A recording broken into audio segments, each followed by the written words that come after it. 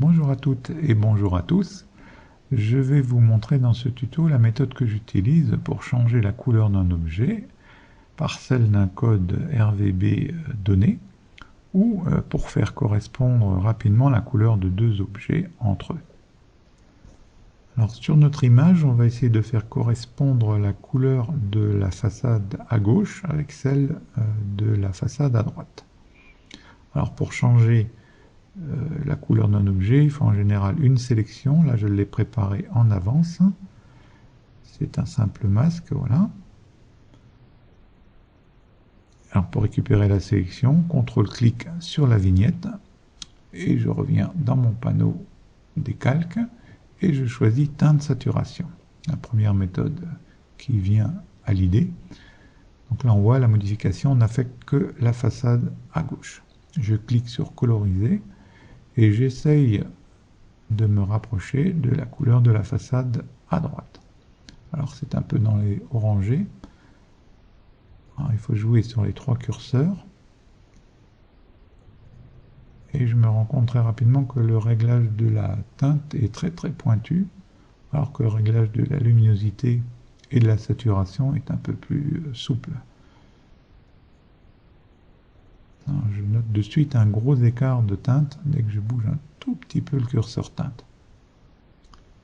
Alors j'essaye de me rapprocher, c'est pas encore tout à fait ça. Hop, je sens bien que j'y suis pas loin, mais c'est très dur.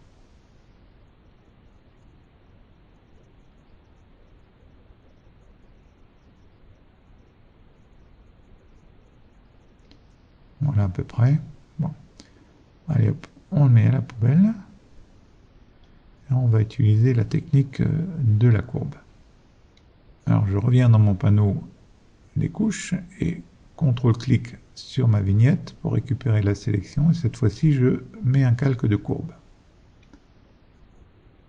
Alors, je reclique sur mon arrière-plan avec l'outil lasso. Je fais une sélection d'une partie de la couleur que j'aimerais avoir. CTRL-J, je duplique cette sélection. Et avec l'outil V, je la déplace sur la façade dont je veux changer la couleur. Alors elle est sur son propre calque, ce petit bout de témoin. Alors très important, il faut la placer au-dessus du calque de courbe, de façon à ce que ma couleur témoin ne soit pas affectée par les réglages de la courbe. Donc bien au-dessus. On aurait pu prendre un rectangle de sélection, là j'ai pris le lasso libre.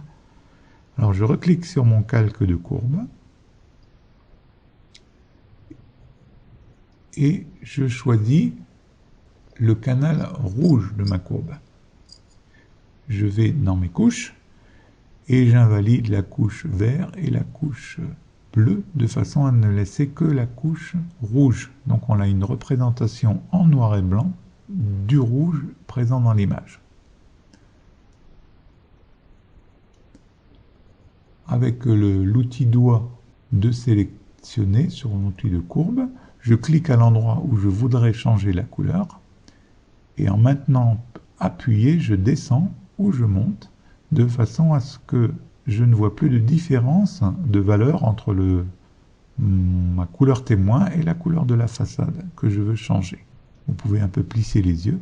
Ensuite, je valide ma couche verte et j'invalide la couche rouge. Et sur ma courbe, je choisis le canal du vert. Et pareil, je clique à l'endroit de la façade que je souhaite modifier et je baisse comme elle était plus claire. Et je baisse de façon à ce que mon échantillon ne passe inaperçu. Je valide mon bleu, j'invalide mon vert de façon à laisser uniquement le bleu visible et je choisis la couche bleue sur la courbe et je rappuie au même endroit de la façade. Je baisse également pour que je ne vois plus mon échantillon témoin. Voilà, il a disparu. Je revalide mes couches RVB. Et là, j'ai récupéré la couleur de la façade. On voit que l'échantillon, il passe totalement inaperçu, même si elle paraît un peu différente au niveau couleur. Il suffit un petit peu de baisser l'opacité. Comme l'immeuble il est un peu plus éloigné, la saturation doit baisser un petit peu. Mais on voit que l'échantillon il a disparu totalement. Il est devenu invisible. On va essayer de faire la façade à côté. Avec l'outil V déplacement, je place mon échantillon sur la façade qui suit. Et avec l'outil sélection rapide W, je fais une sélection très très rapide de cette façade.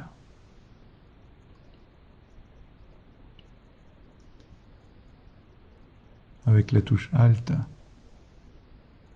je supprime de la sélection une partie du trottoir. Bon là je vais très vite.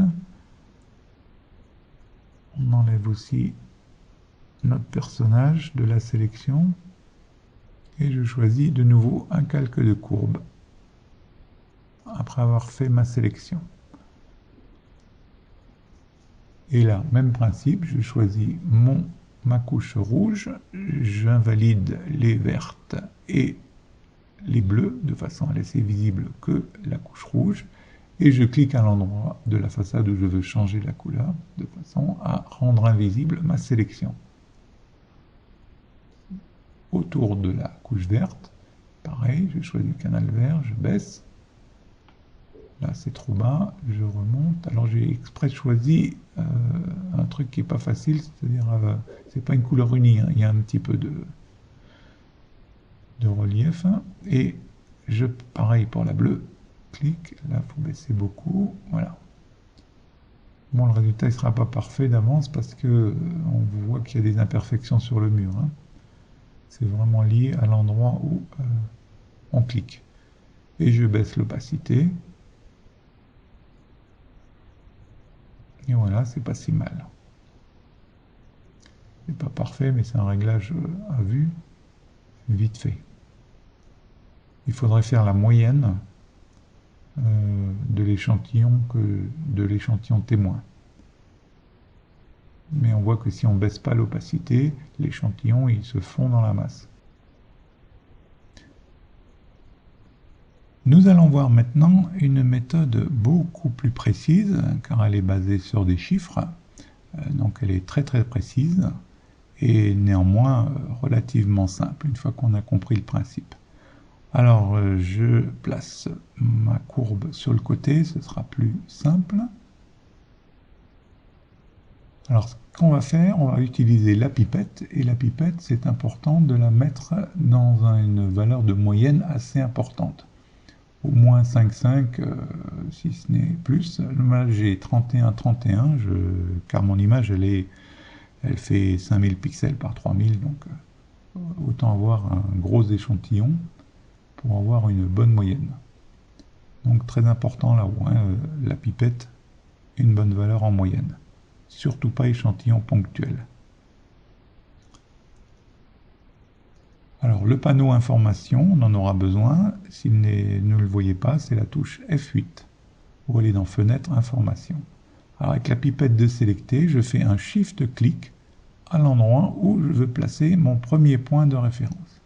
Vous voyez ici, s'affiche dans le panneau info, point 1, avec les valeurs RVB de ce point.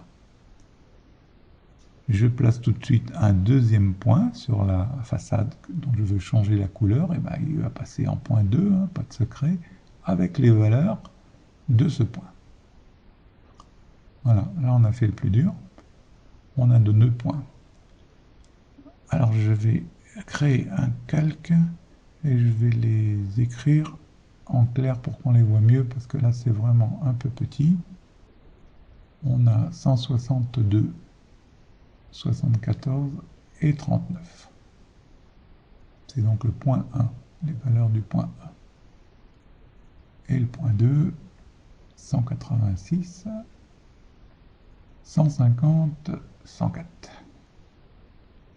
Comme ça on aura bien sous les yeux.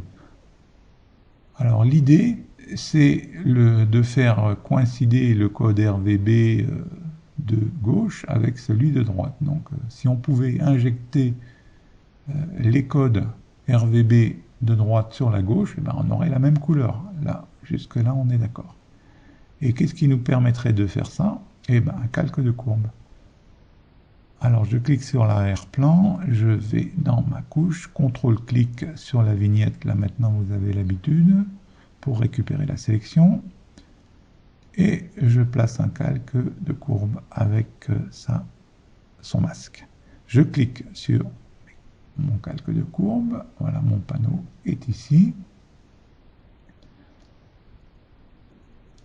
Alors, ce que je vais faire, c'est que on va choisir simplement nos couches les unes après les autres et on va changer, modifier notre courbe en conséquence. Alors notre courbe pour le moment c'est un trait, il y a 2 points, une dans les basses lumières, une dans les hautes lumières. Si on arrive à injecter un 3e point, c'est ce qu'on va faire, c'est notre fameux point d'entrée, point de sortie, on va pouvoir modifier la couleur. Je choisis donc mon canal rouge. Alors on a les petits carrés qui sont vides, les petits carrés rouges là vides, quand ils sont pleins, ils sont sélectionnés. Alors je clique sur mon point numéro 1 et il m'a placé un point dans ma courbe ici, à peu près au bon endroit. Là vous voyez en 189 et normalement c'est 186. Alors ce qu'on va faire, on va simplement reporter 186 en point d'entrée. Voilà. Et en point de sortie, eh ben, tiens, on va mettre 162. Pourquoi pas? On va bien modifier le point d'entrée 186 à la valeur 162. On veut la valeur 162 pour ce point, pour le canal du rouge. Voilà.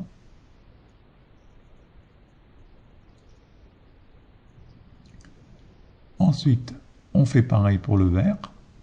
Je clique à l'endroit, hop, il m'a mis un point, vous voyez, en vert plein.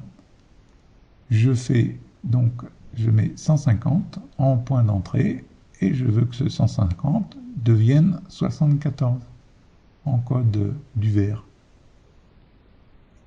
Voilà. Et pareil pour le bleu. J'ai un point d'entrée de 104, et ben je souhaite qu'il devienne 39. J'ai rajouté un point dans la courbe, je mets donc 104 et valeur de sortie 39. Et au miracle, eh ben voilà, j'ai la même couleur. Ben là c'est numérique, hein, il n'y a pas de secret. Alors on voit bien que les points d'entrée ici et les points de sortie du point numéro 2, on a ici en point info 186, 161, 150, 76 et 104, 40. C'est lié à la moyenne. Hein. Toujours pareil, on est sur une moyenne des points, et comme la façade n'est pas particulièrement très lisse, la moyenne elle peut varier dans l'échantillon qu'on a choisi 31 sur 31. On baisse un peu l'opacité pour que ça ne choque moins les yeux, comme l'immeuble est un peu plus loin, sa couleur elle doit être un peu plus estompée. Mais sinon, au niveau couleur, c'est strictement la même. Au point d'échantillon près, hein, on va voir par la suite qu'on peut changer les points d'échantillon, c'est important. Alors je vais dans ma bibliothèque, on va maintenant prendre un code RVB quelconque, je regarde dans la première couleur RVB, dans ma bibliothèque, on va prendre celle-ci, 72, 79, 112, en code RVB. Je clique dessus pour récupérer la couleur avec la pipette. Là, je prends mon calque avec la gomme, touche raccourci E, j'efface les codes d'avant et je vais y inscrire les codes actuels 72, 79, 112.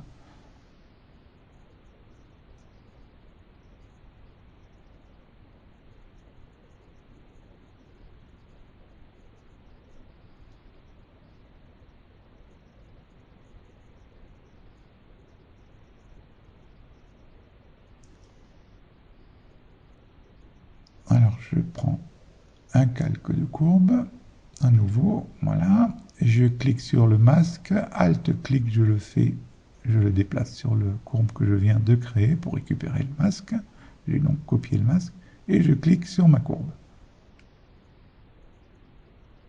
Alors là, le même principe. Ah, je vais effacer les points, ce sera plus clair. Donc pour effacer un point de référence, c'est Shift et Alt, et quand on clique dessus, on les supprime. Donc là, je repars avec un point 1, un nouveau point 1, avec Shift-clic. Si je maintiens Shift enfoncé, je peux déplacer mon point de référence à l'endroit qui m'arrange le plus. Comme il fait un échantillon de 31 par 31, je le place où je veux. Je clique dessus, après avoir sélectionné le canal rouge, pour placer un point dans ma courbe, ici. Même principe, hein, on rajoute un point dans ma courbe, enfin dans ma droite qui a 2 points, je rajoute un point pour pouvoir faire une courbe, pour être précis. Alors en point d'entrée, j'ai 187.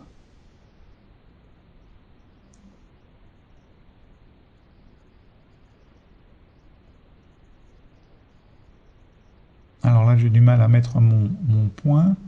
Il faut que je laisse mon curseur sur mon panneau. Si je le fais divaguer dans mon image, j'ai mon petit point qui, comme j'ai mon petit doigt sélectionné sur ma courbe, mon panneau courbe, je sélectionne des chiffres un peu au hasard liés à l'image.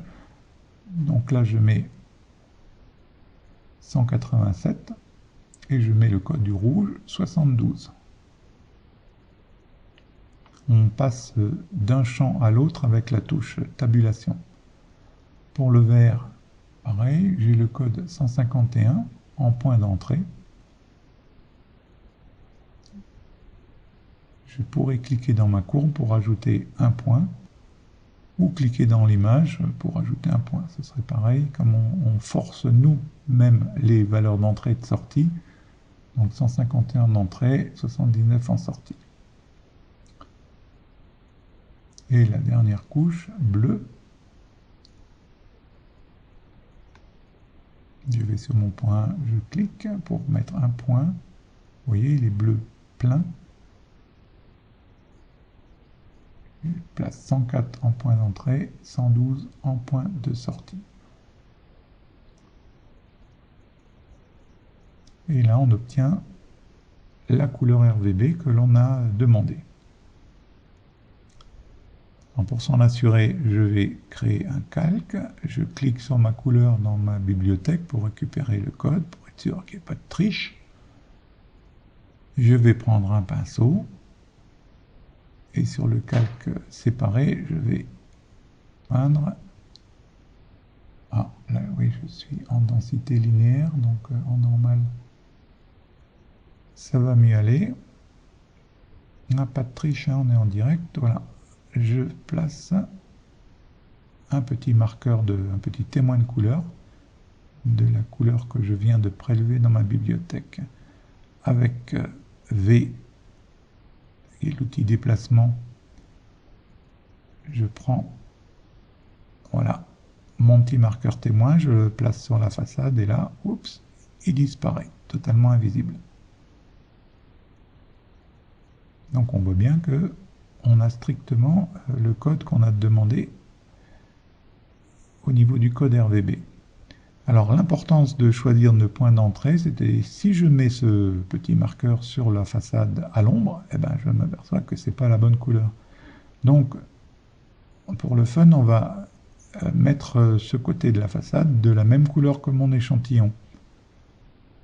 Je le mets un petit peu plus bas pour vous montrer que c'est important de choisir le point d'entrée de façon adéquate. Alors j'appuie sur RZ de ma courbe, donc tout revient à 0. Avec la touche Shift enfoncée, je déplace mon point 1 sur la façade à l'ombre. Et donc j'ai des points d'entrée forcément différents, des codes RGB différents que sur le côté au soleil. Je rechoisis mon panneau rouge. Cette fois-ci, je clique directement dans la courbe pour mettre un point au hasard. C'est juste pour avoir un point pour pouvoir faire une courbe. Et je place donc 114. en point d'entrée et 72, toujours pareil, en point de sortie.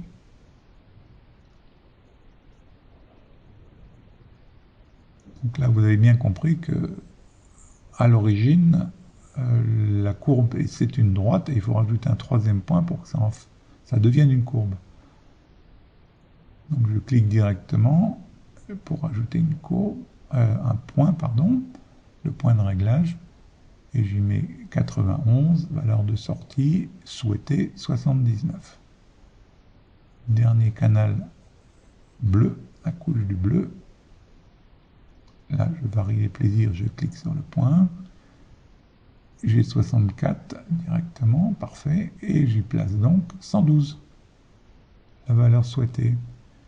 Et pof, miracle, ma façade à l'ombre, elle a exactement la même couleur que mon échantillon. Voilà. Victoire. Et forcément, qui n'est plus la couleur du tout de la partie au soleil. Nous voilà au bout de ce tuto. J'espère que cette méthode va vous séduire car elle n'est pas souvent décrite mais redoutablement efficace et précise pour changer une couleur dans une image. Alors à vos pots de peinture et à vos codes RVB et puis lâchez-vous. Voilà, merci d'avoir suivi et à bientôt.